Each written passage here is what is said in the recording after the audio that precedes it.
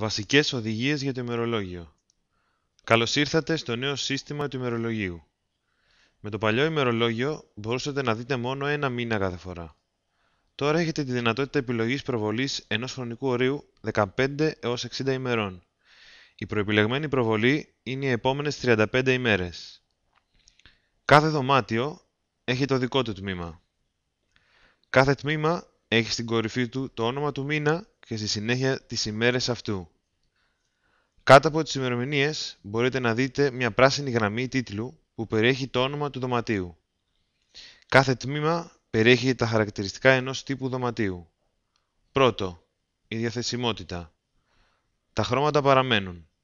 Μπλε, αν το έχει μπλοκάρει ο ξενοδόχος. Κόκκινο, κράτηση που λάβατε από την Εγκράντε. Λευκό, διαθέσιμο. Και μοβ, σε αναμονή. Μετακινήστε το ποντίκι πάνω από ένα κουτί για να δείτε μια ανάλυση των αριθμών. Κάντε κλικ στο χρώμα για να δείτε τις λεπτομέρειες για κάθε κράτηση ή το δωμάτιο που έχετε μπλοκάρει. Τα βέλη του ταχύμετρου αντιπροσωπεύουν την εποχιακή διακύμανση των τιμών σας σε σχέση με την προκαθορισμένη τιμή δωματίου.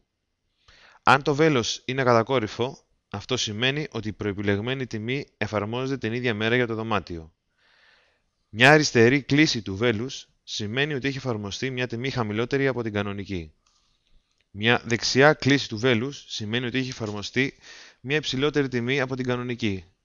Η γωνία κλίσης του βέλους παρέχει μια γενική ένδειξη για το κατά πόσο πιο φθηνές ή ακριβές είναι οι τιμές αυτές. Ο ελάχιστος αριθμός διανυκτερεύσεων φαίνεται ξεκάθαρα στην επόμενη γραμμή κάτω από τα βέλη. Τα φλιτζάνια του τσαγιού φανερώνουν εάν περιλαμβάνεται πρωινό ή όχι. Αν αυτά είναι με χρώμα ανοιχτό γκρι, σημαίνει ότι δεν περιλαμβάνεται. Εάν αυτά είναι μαύρα, σημαίνει ότι το πρωινό περιλαμβάνεται για την αντίστοιχη ημερομηνία.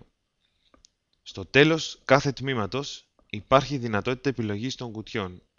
Για να μάθετε περισσότερα για την επιλογή ημερομηνιών και δωματίων, παρακαλούμε δείτε το βίντεο με θέμα «Πώς να επιλέξω ημερομηνίες και δωμάτια».